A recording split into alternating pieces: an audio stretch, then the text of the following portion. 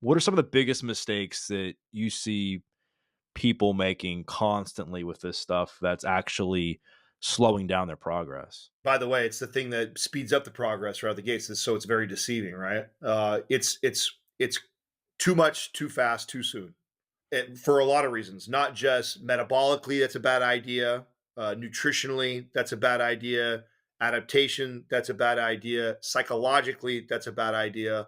When people are motivated, and it's either a New Year's resolution, your wife or your partner said something that just hits you in the core, like oh my god, it hits an insecurity, right? So you're insecure about something. Doctor tells you, hey, you got to go fix this. So we have these moments where we have this extreme motivation around making change, which is good. It's good that you feel motivated that you need to make change. The mistake that they almost all make is too much, too fast, too soon. And what I would tell them is that, you know, the goal should be this: is every time you do something in your life that like a health or a change, is ask yourself, like, could I see myself doing this forever? And if you go like, oh God, no, I wouldn't want to do this forever. Well, that's a real clear indication of like this is definitely too much, too fast, too soon. And so you have to, and the way the body adapts is not the more you throw at it, the more results you get. Like our bodies are these incredible adaptation machines. And so the body composition change, right? So losing body fat, building muscle is there's a lot of science to it. It's not as simple as just do more and you get more. So that's what makes this really different. And that's the mistake that these people make, is thinking that way. So, there's a famous thing that I say on our podcast all the time that it's gone all over the place, right? My goal is always to do as little as possible to elicit the most amount of change. So when I approach diet and exercise, I want to change as little as possible in my diet and my routine to elicit the most amount of change. So I'm always seeking for that. I'm always going, okay, and I'm always judging like that. So when I decide, like today, if I go lift after this and I'm going to go do a routine, and tomorrow, the way I will assess if I did it well, what it will be, I felt like I can feel that I worked out. So there's like this real mild, maybe kind of soreness from the lift the day before, but not bad at all. Like not at all like where I'm like, ooh, sort of the touch or sort of move, or it makes me walk different. If I feel like that at all, my reflection, and I still have this still happens to me. I go, God damn it. I did too much. I didn't need to do that. There was no reason for me to do that, because my body, if I do just enough to it, to that I more than what I was doing the day before, it will elicit change. It's a new signal. If you don't ever go for a walk and all of a sudden you walk 30 minutes every day, that will elicit change. If nothing else changes, only adding 30 minutes of a walk every single day, nothing else changes, it will elicit change. Well, then the body will adapt and then you won't see change. And then you have to do another thing, and then another thing, and then another thing. Same thing for the diet. If you have this diet all over the board and you're eating all this bad stuff, you're not, and then all of a sudden you go, hey, I'm going to hit my protein intake just for that, it will elicit change. And so they go way too hard. So I want to do these little incremental changes in the diet and in my training and just slowly build on that and build. And also there's a psychological piece to that. It's like you're building wins. So if I give a client, just because I can handle all this training and I'm all motivated, like, and by the way, young trainer Adam used to do this where someone would come in, they'd be like, oh, Adam, I got a really busy life. I can only commit to 2 days a week of training. I'd be, oh, come on, you can't find a third hour or a fourth hour to get in the gym. And then I do the whole, like, there's 24 hours in a day and you sleep this much, you work, you know what I'm saying? Like, it was so bad. Yeah, I did it That too. I was the did it type of too. training. Yeah, I did it Yeah, too. we're all guilty of that, right? Like Yeah. coming from the motivational, I need to motivate this person to be in the gym. Such a terrible approach. Opposite approach now. Someone goes, Adam, I can only do 2 hours a week. I'm like, perfect. Great place to start. Let's just start with 2 hours a week. That's excellent. Sure. Are you sure you can do two? You want to start with one? And I'll even go the other direction. They're like, oh, no, I could definitely do. Okay, great. Let's start there. And I would start there. And then if they weren't doing 2 hours of training before, and now I got 2 hours of weight training, and I'm also impacting the way they potentially their nutrition. Oh my God, I can show massive change in somebody's body. by just strength training full body 2 times a week and making good food choices. I could, by the way, I could take that 30% body fat person down to 10% by doing that. In fact, Sal's story of Doug and how they met is that Doug was a chronic overtrainer and wanted to be ripped. That's why he hired Sal.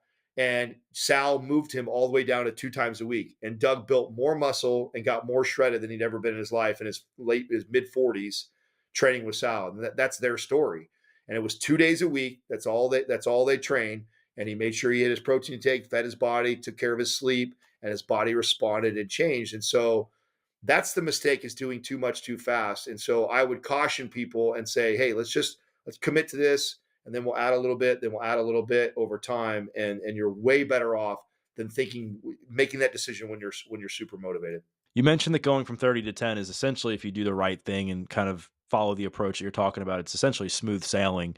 And you really don't have to make major adjustments until you're trying to break 10. Do people tend to hit a plateau when they hit like 20% or 15%? Have you noticed that? Every individual is different, and yes, like and because I've been doing this a long time, there's like different levers that I tend to know to pull. Like for example, Katrina helps a lot of her girlfriends out, right? Because obviously she's been with me for a long time, and so they always come to her, right, for advice on training. And so this just happened not that long ago. She came to me and she's like, "Hey, Danielle's like she's plateaued and she's doing everything you've taught me to teach them, and she's hitting her protein intake and this and that, and she's just not seeing results." And I know the person, and so I kind of know her personality, and so she's the type of client that I would have that is timid, probably way stronger than she realizes she is. And so I remember telling Katrina, I said, "When was the last time you worked out with her?" And she's like, "Oh, I haven't trained with her at all since she's been following her for." I tell her, I said, "Go lift with her." And I said, "Go squat and deadlift and see if she's pushing herself." I said, "I bet she's just putting the weight on the bar, the same weight on the bar, and she's not really trying to push weight anymore. She's just comfortable with what she's doing." And sure as shit, Katrina's like, "Oh my God, Adam, she was literally doing 135. She was doing 185 by the end of the workout. Like we added 80 pounds to her squat just by Katrina encouraging her, like, you could do more than that. Let's put more on." And boom, she like rocketed through that plateau. And so with some clients, it's that tends to be more of a female trait. Guys sometimes are doing more than they should. Oh, Adam told me just to do this, but I'm going to go do this also. So I got to assess what they're doing, right? They're extreme. Oh, if Adam said do this, I'm going to do that and this.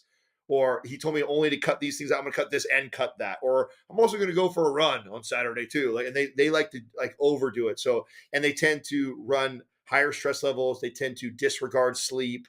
And so sometimes adjusting something like that, like it's normally smooth sailing. If we feed the body what it needs, whole foods, we strength train 3 days a week, we take care of sleep and hydration and the basic things, and we're overall healthy person, hormonally, blood panels, everything like that. If that's all normal, it should be really smooth sailing. But there are little like tweaks, and it's normally my women, it's convincing them they need to push more. Normally, it's my men having them not do more than what I tell them to do.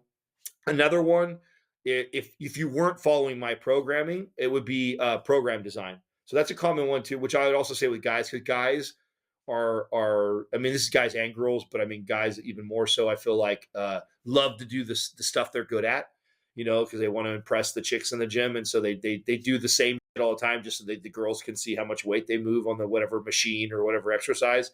What they don't want to do is some bullshit, side lunge or right? Like guys don't want to do that stuff, Step but ups. Yeah. yeah, step ups, right? Those are all bullshit exercises of fucking hella hard to do, but those movements are, because they never do them, will garner the most change and results. And so guys, a lot of times it's just me making some adjustments to their programming.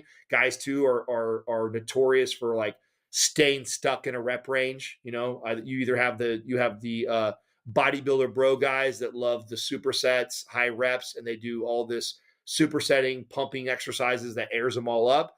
Or I have my powerlifting guys that never want to train higher than 5 or 6 reps. And so there's some tweaks there that I can go like, oh, like when was the last time you trained in the 15 rep range? Or when have you ever done 20 reps of a squat?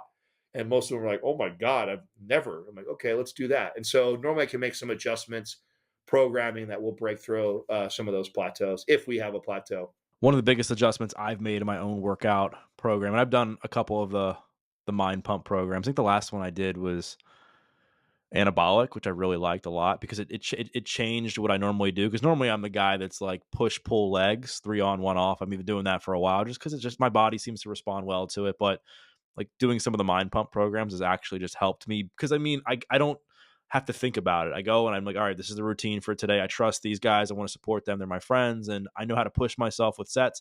But one of the things that I've changed is the amount of time that I rest because I used to just do a set and I'm like, well, I feel okay. I'll just go and go back into it with like 45 seconds to a minute rest. But I found that when I rest like 2 to 3 minutes in between sets, especially on my big lifts, my gains are so much better. And I'm sure you can attest to this as well. Oh, bro, this is I mean, you're hitting on like so we did an episode. I don't remember what it was titled. I think it was like the 7 ways to break a plateau or something like that. Something along those lines.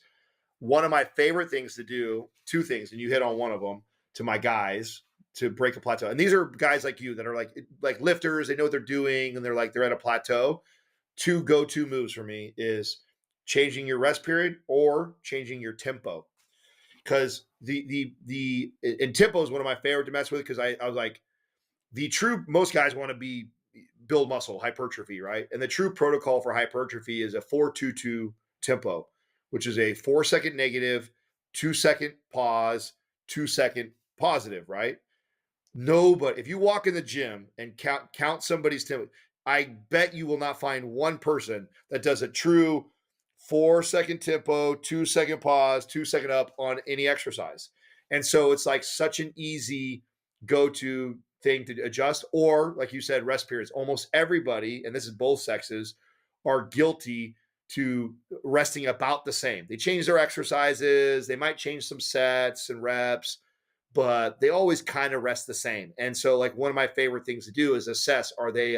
And there, by the way, there's tends to be you tend to be on one end or the other of the spectrum. You're either the circuit bro who like never rests longer than a minute, or the cardio chick who loves classes never rests more than 30 seconds to a minute, or you're the powerlifting dude that lets rest for 5 minutes between every set. And the best thing to do is to send them on the opposite spectrum, and they see huge results right away. Like, oh, you're the cardio girl or the superset bro who never rests for a minute. I'm going to make you rest 3 minutes. It's going to drive you crazy, but I'm going to make you rest 3 minutes, and I'm going to really stretch your capacity to put more weight on the bar. And let's focus on being strong and lifting like a power lifter. And if you're my power lifter guy who loves to rest for 3-5 minutes in between, I'm going to blow your mind and I'm going to be like, no more rest than a minute. And we're going to go from exercise, exercise, exercise. And both those are great plateau breakers for people.